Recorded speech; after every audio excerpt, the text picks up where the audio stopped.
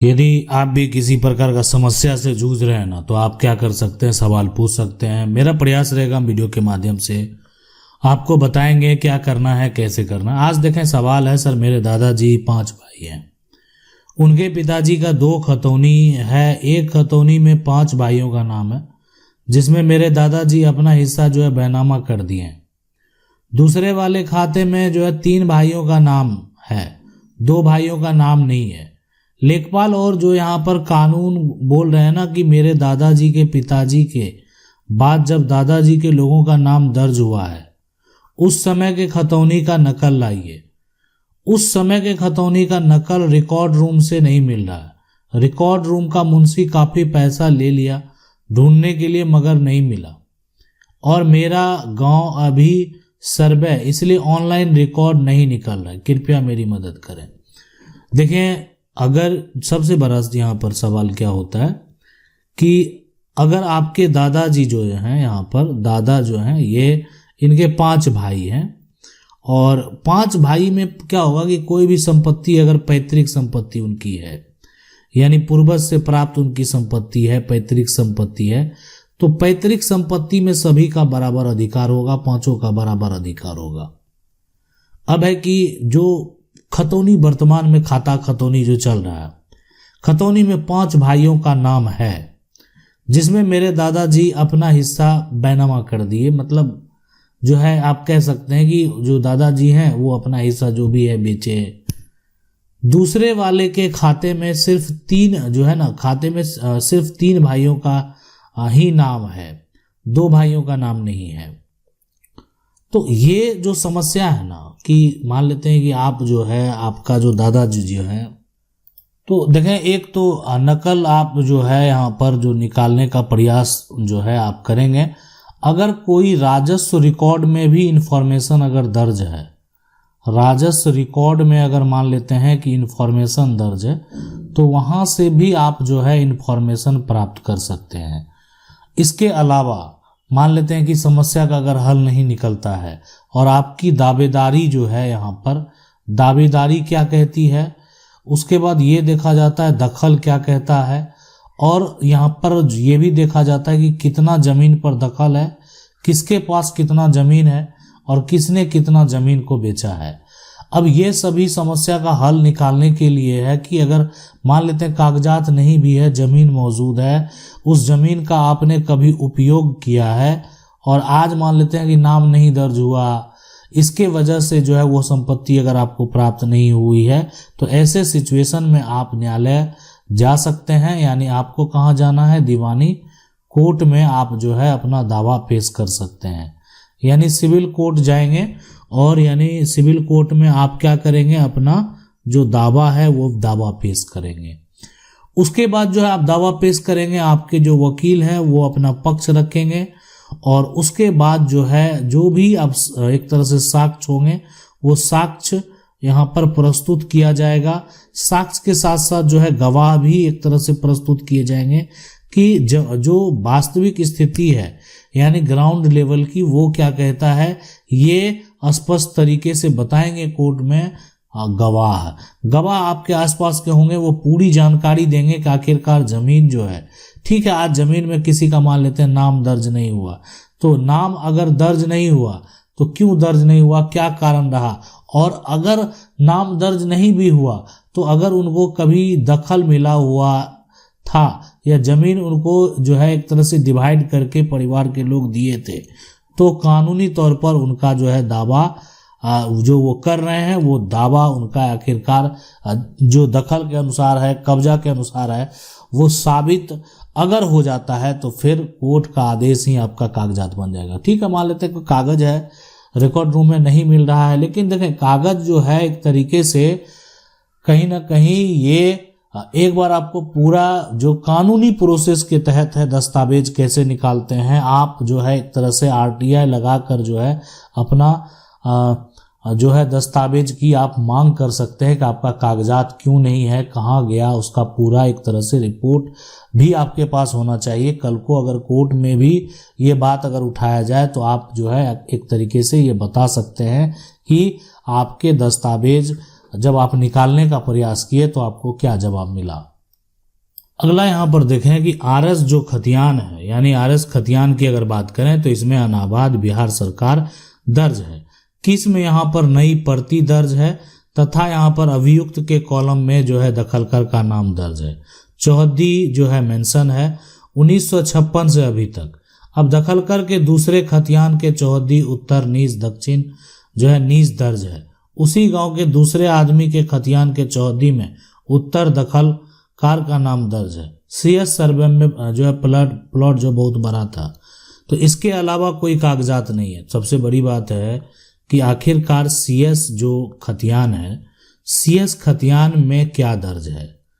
अब ये जो है जमीन का मूल दस्तावेज है, यानी ये एक ऐसा दस्तावेज है, यही दस्तावेज बताएगा कि आखिरकार जो है ये मूल दस्तावेज जब एक तरह से जिसके पास भी है, ये तय करेगा कि आरएस जो खतियान है, आरएस खतियान में क्या दर्ज होना था। यानी आरएस जो राज्य सरकार के द्वारा खतियान तैयार किया गया, तो आरएस खतियान में क्या दर्ज होना था, क्या दर्ज होना चाहिए, ये जो है यहाँ पर तय करेगा जो सीएस खतियान है। यानी कैडेस्ट्रल सर्वे खतियान जो है ये एक मूल दस्तावेज है। साक्ष्य के तौर पर आप इसको प्रस्तुत कर सकते हैं। कानूनी तौर पर ये सिर्फ अभी वर्तमान में कोर्ट में मान्य है, यानी न्यायालय में जो है अगर आप सीएस खतियान को प्रस्तुत करेंगे तो मान्य है। आप किसी अगर अधिकारी के पास अगर प्रस्तुत करेंगे तो वो सिर्फ देखेंगे, उसके आधार पर कोई डिसीजन नहीं ले सकते हैं, तो वो यहाँ पर जो है अधिकारी के पास मान्य नहीं है, उनका कोई मान्यता वहाँ पर नहीं होगा। ये यहाँ पर आप समझ लें, यानी कानूनी तौर पर उसका जो है कोई मान्यता नहीं होगा। अगला जो सवाल है ये कह रहे बहुत उलझन में है, समस्या का समाधान बताइए सर। और वह जो है ना यह है कि 1908 का खतियानी जमीन मेरे दादा के नाम से है। 1932 के सर्वे में उसे जमीन का कुछ भाग दूसरा कोई चढ़ा लिया। जो जमीन में खेती बाड़ी हम ही करते रहे, लेकिन हुआ यह क्योंकि 1932 का सर्वे में उसका दादा का नाम है और नया सर्वे में भी उसी का यहाँ पर चढ़ गया। अवैध दखल मेरे जो है यहाँ पर बाप के नाम में दे दिया है। हम जमीन का केस लड़ रहे हैं, कोई उपाय बताइए। देखें सबसे बड़ी बात है, हम आपको बता दें कि आप जिसे कह रहे हैं कि 1908 का अगर कोई खतियानी जमीन है तो आप सबसे बड़ी बात है कि आपके पास एक यहाँ पर है कि आपके पास अगर दखल मौजूद है, दखल है, आपके पास जमीन का जो है कब्जा मौजूद है, ये जो अगर है ना आपके पास कब्जा है, दखल है, तो इसके आधार पर आप दावेदारी कर सकते हैं। 1908 का जो यहाँ पर है का खतियानी जमीन मेरे दादा के नाम से, तो अगर आपके पास दस्तावेज है, यहाँ पर दस्तावेज है, डॉक्यूमेंट है, ऐसा डॉक्यूमेंट है, ऐसा खतियान है जो अंग्रेजों के द्वारा आपके यानी जो है दादा के नाम जो दर्ज हुआ था, दादा हो परदादा हो जिनके नाम से जमीन का खतियान, अगर आप ऐसा कोई साक्ष्य प्रस्तुत करते हैं तो आपकी दावेदारी तो साबित होगी, दखल है, कब्जा है और पुराना जो दस्तावेज है वो भी मौजूद है। लेकिन अगर ये दस्तावेज आपके पास नहीं रहेगा ना, यानी कोई ऐसा व्यक्ति है जिसका जो पुराना खतियान है वो भी उसी के नाम पर है और जमीन का जो नया खतियान है वो भी उसी के नाम पर, एक पुराना खतियान भी उसी के नाम पर, और जो नया सर्वे हुआ तो नया खतियान भी जो है वो उसी व्यक्ति के अगर नाम पर है, ऐसा सिचुएशन, ऐसा कंडीशन अगर उत्पन्न होता है कहीं पर पुराना खतियान और नया खतियान को लेकर, तो ये बात स्पष्ट तरीके से आप समझ लें कि ये जमीन उसी की होगी जिसके पास जो पुराना जो कागजात है, नया कागजात है, तो कानूनी तौर पर वो जमीन का मालिक है। कोर्ट में जमीन का उसको मालिक समझा जाएगा। अब रही बात दखल और कब्जा, देखें दखल कब्जा भी अधिकार दिलाता है, यानी किसी का लंबे समय से किसी जमीन पर कब्जा, यानी ये लंबे समय से ये कब्जा जो है ना, ये ज़्यादा समय नहीं, ये तो 12 साल का ही एक समय सीमा दिया गया है कि 12 साल तक अगर आपकी ज़मीन को कोई कब्जा करके रखता है और उसके पास कागजात हो नहीं हो, तो ऐसे सिचुएशन में आपने अगर कोई ऑब्जेक्शन नहीं किया और ये 12 साल तक जो कब्जा किया है ना, ये अगर दखल साबित कर लिया शांतिपूर्ण तरीके से, तो ऐसे सिचुएशन में कानूनी तौर पर उसको मालिकाना हक दिया जाता है। यानी कानूनी तौर पर कानून जो है उसको मालिकाना हक दे देगा। 12 साल तक अगर कोई भी व्यक्ति जमीन पर कब्जा करके रखता है तो वो मालिकाना हक का कोर्ट में जाकर दावा कर सकता है। हाँ, लेकिन उसको कोर्ट में ये साबित करना पड़ेगा कि उसका कब्जा जो है वो 12 साल से अधिक समय से है, यानी कब्जा साबित करने के बाद ही ये संभव है। तो इसलिए दखल भी बेहद जरूरी है। दखल कब्जा अगर किसी का लंबे समय से नहीं है तो वो व्यक्ति जमीन से मालिकाना हक जो है वो खो सकता है।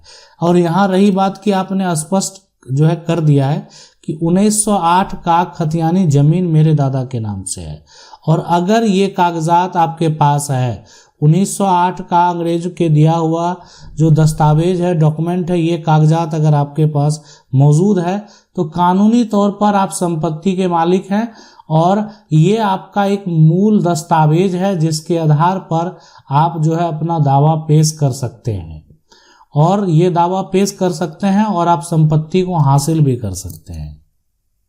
अगला जो सवाल है कि मेरे सवाल का यहाँ पर जो है वो जवाब नहीं यहाँ पर दिया है। मेरे दादाजी ने 1972 में जमीन बेचा। अभी वर्तमान में अगर देखा जो वर्तमान स्थिति है, जमीन दखल कब्जा में नहीं है। बेचने, सबसे बड़ी बात है, बेचने और खरीदने वाला का मृत्यु हो चुका है, यानी पर जो बेचा है, जो खरीदा है, उसकी मृत्यु हो गई, लेकिन जमीन का कागज अभी वर्तमान में हमारे दादाजी के नाम से है। पुराना खतियान, ऑनलाइन जमाबंदी, रसीद ऑनलाइन 2026 तक का किया यहाँ पर है। सर्वे में दावा कर सकते हैं हम या नहीं? देखें, ये एक बड़ा सवाल है, और ये सवाल है कि मान लेते हैं कि आपके दादा जो है एक तरह से ये उन्होंने क्या किया कि 1972 का समय था उसमें यानी जमीन बेच दिया।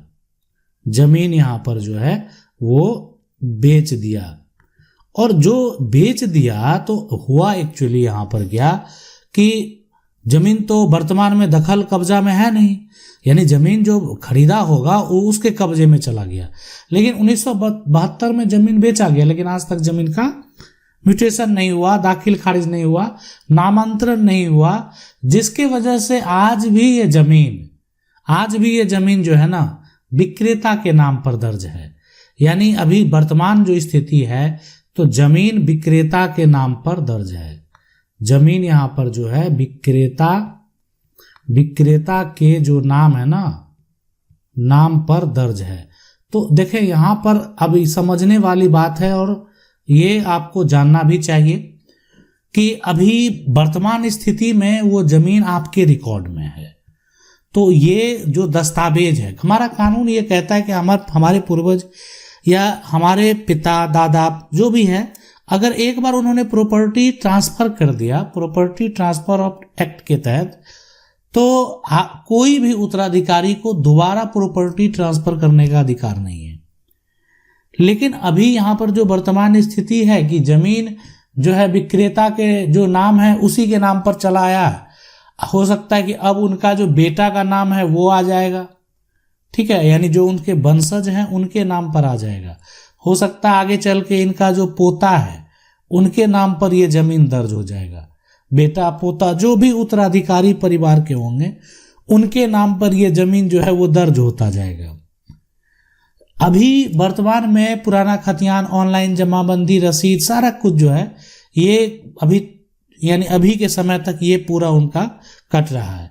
तो आगे सर्वे में आप जमीन अपने नाम पर करा लें, यानी अभी तक जो एक तरह से रिकॉर्ड में नाम अगर आपका दर्ज है, तो एक तो ये होता है कि आप उसको जाकर बताएंगे कि आप दाखिल खारिज करा लें, हम आपको सपोर्ट करेंगे। दूसरी, अगर आप उस जमीन को अपने नाम पर सर्वे में करा लेंगे तो उन व्यक्ति को एक बड़ा समस्या होगा जो दाखिल खारिज नहीं कराए। कल को दोबारा नहीं ऐसा होना पड़े कि जो दस्तावेज है या तो ये दस्तावेज को कोर्ट में साबित करना पड़ेगा, नहीं तो दोबारा जो प्रॉपर्टी है उसको जाकर अगर आप रजिस्ट्री करेंगे तभी वो जमीन अपना बना पाएगा। हाँ, रही बात कि कोर्ट में अगर वो दावा करता है तो आप एक तरह से तो फिर उसके पक्ष में फैसला होना तय है, इसलिए कि उसके पास सेल डीड है और उसके पास उस जमीन का कब्जा बरकरार है। आपके नाम से जमीन का सर्वे हो गया है, कोर्ट का आदेश होगा और आदेश जो होगा उसके अनुसार वो दाखिल खारिज म्यूटेशन जो भी है वो करा पाएंगे, उनको फिर समस्या नहीं होगा।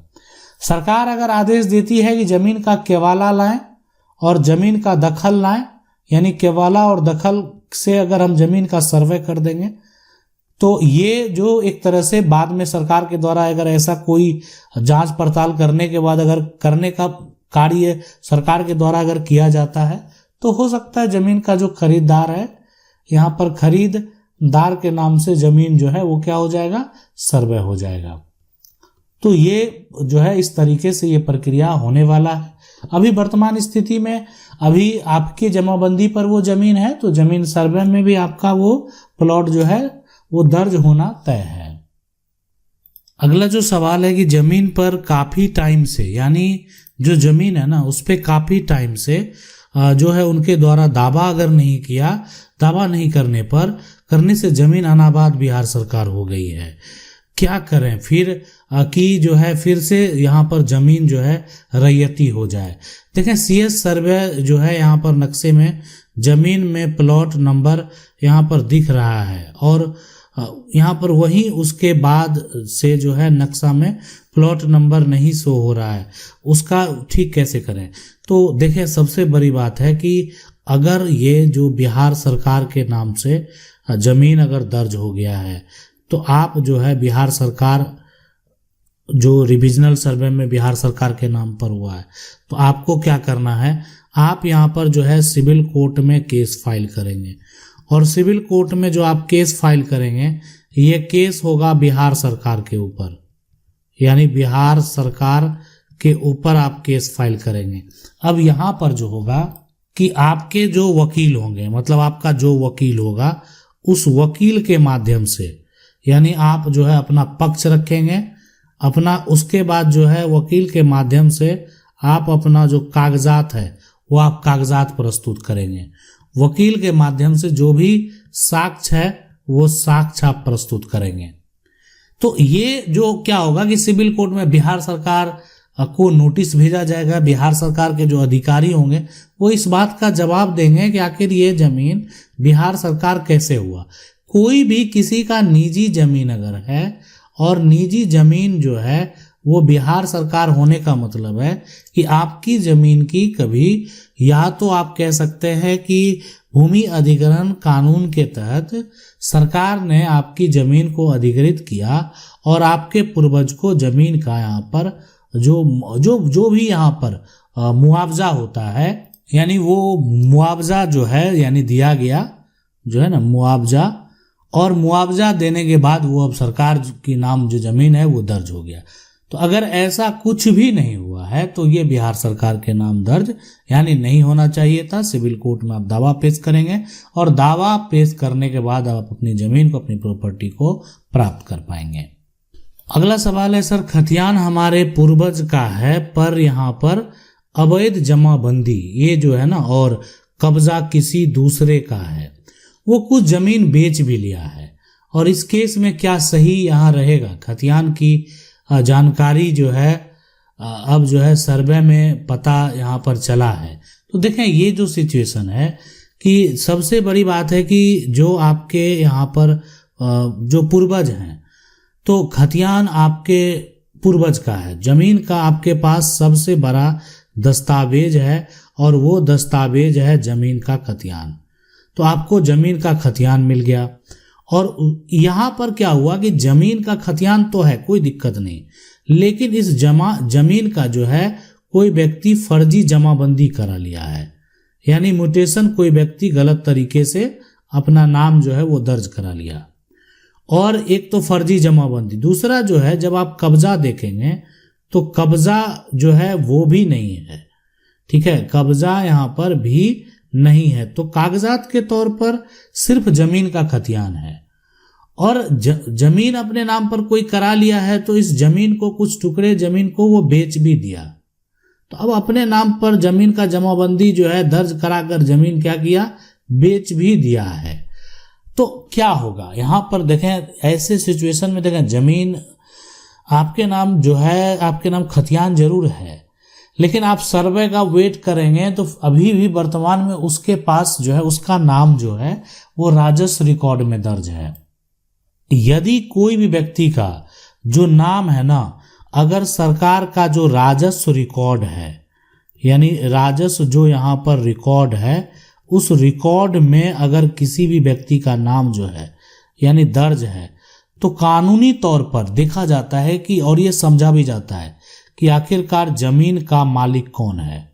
यानी ये जो है स्पष्ट तरीके से देखा जाता है कि जमीन का मालिक यहाँ पर, यानी राजस्व रिकॉर्ड का दस्तावेज को अगर देखा जाए तो उस दस्तावेज को देखकर यह स्पष्ट किया जाता है कि कानूनी तौर पर अभी वर्तमान में जमीन का जो मालिक है वो मालिक कौन है। अब यहाँ पर देखें कि ताकि ऐसे लोगों के साथ आखिरकार क्या होना चाहिए, तो देखें आप क्या करेंगे, आप यहाँ पर सिविल कोर्ट जो है वो जो एक विकल्प है मात्र बेहतर, यानी कुछ भी मामला सिविल का सिविल कोर्ट जा सकते हैं, लेकिन यानी सिविल कोर्ट यहाँ पर जाने से पहले आप जो है उस व्यक्ति का जो फर्जी जमाबंदी है उस फर्जी जमाबंदी को रद्द कराने का प्रयास करेंगे। और इसके लिए जो है जो अपर यानी आप कह सकते हैं जो जिला कलेक्टर है, एडीएम कोर्ट है, वहाँ पर यहाँ जो है जाएंगे और किसी वकील के माध्यम से जो है जमाबंदी कैंसिल करने का केस फाइल करेंगे। जो जमाबंदी है यानी उसको कैंसिल करने का जो है केस फाइल करेंगे। अब ये जो केस फाइल होगा किसके ऊपर होगा, जिसके नाम से जमीन का जमाबंदी है उसको नोटिस जाएगा। अब कोर्ट से उससे जो जवाब मांगा जाएगा कि आप अपने जमीन का जमाबंदी कराए हुए हैं, आपके नाम पर जमीन है और आप पर आरोप लगाए गए हैं, आप साक्ष्य प्रस्तुत कर दीजिए। तो अब उससे संबंधित वो साक्ष्य प्रस्तुत करेंगे। अब उसका साक्ष्य क्या कहता है, कौन सा जमीन का जमाबंदी जो है ये तो तभी संभव है कि जब आप परिवार के उत्तराधिकारी हैं तो आपके नाम होगा, नहीं तो जमीन खरीदे हैं, दान में मिला, वसीयत में मिला है, कोर्ट से मिला हुआ, तभी आपके नाम जमीन का जमाबंदी दर्ज होगा। अब ऐसे अगर कोई जमीन का जमाबंदी दर्ज करा लिया है फर्जी तरीके से, तब तो उसके ऊपर अब फर्जीवाड़ा का भी केस होगा। तो इसलिए ये जो साक्ष्य है उस व्यक्ति को अब देना होगा। अगर वो साक्ष्य देने में वहाँ असफल होता है तो एक तो उसकी जमाबंदी रद्द होगी और बाद में उसके ऊपर यहाँ पर जो है कार्रवाई भी होगी यहाँ पर जो है, क्योंकि अब उसके ऊपर तो फर्जीवाड़ा का यहाँ पर जो है आरोप लग गया है, तो अब तो उसके ऊपर कार्रवाई जो है वो जरूरी है। तो ये है पूरा प्रक्रिया, यानी इस प्रक्रिया को फॉलो करके जो है आप अपना जमीन जो है जमाबंदी रद्द कराएंगे और फिर आप अपना नाम जो है दर्ज करा पाएंगे, ताकि आगे आने वाले सर्वे में आपको समस्या नहीं हो।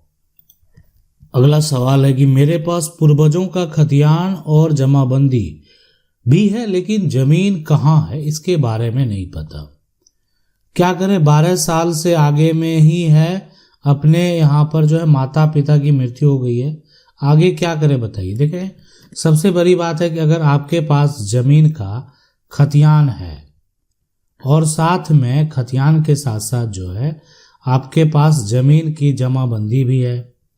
जमाबंदी है तो पूर्वजों का है, तो इसमें जो जमीन का प्लॉट नंबर, यानी जो भी इसमें जमीन का जो खाता है, जमीन का जो खेसरा है, यानी प्लॉट का जो नंबर है, यानी मैप में जो नंबर रहता है, उससे आप चाहे तो जमीन जो है ना मेजर करने के लिए किसी अमीन को बुलाएंगे और अमीन को बताएंगे कि आप हमें ढूंढ कर बताइए कि मेरा प्लॉट कहाँ पर है, तो ये पता चल जाएगा। उसके बाद ये भी पता चल जाएगा कि ये जमीन में आखिरकार दखल किसका है, यानी कौन व्यक्ति है जो जमीन को कब्जा किए हुए है। अब रही बात कि जमीन का आपके पास खतियान है और जमीन का एक जमाबंदी कायम है, तो खतियान प्लस जमाबंदी के आधार पर आप कानूनी तौर पर जमीन के मालिक हैं। दस्तावेज को अगर देखा जाए तो उस आधार पर आप जमीन के मालिक हैं और आप जमीन का कब्जा वापस प्राप्त करने के लिए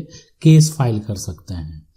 यानी कब्जा वापस बहाल होने के लिए आप जो है केस फाइल करेंगे, अपने हक की बात करेंगे और आप अपना दावा पेश करेंगे। तो ये पूरा प्रक्रिया आपको फॉलो करना होगा। अगर आपका भी इसी प्रकार का कोई सवाल है, आप हमें कमेंट कर सकते हैं, हम आपको बताएंगे क्या करना है, कैसे करना है। आशा करते हैं वीडियो अच्छा लगा होगा। वीडियो को लाइक जरूर कर दें। चैनल को पहली बार देख रहे हैं, सब्सक्राइब करके जो बेल आइकन है उसको जरूर दबा लें। मिलते हैं अगली वीडियो में, तब तक के लिए जय हिंद।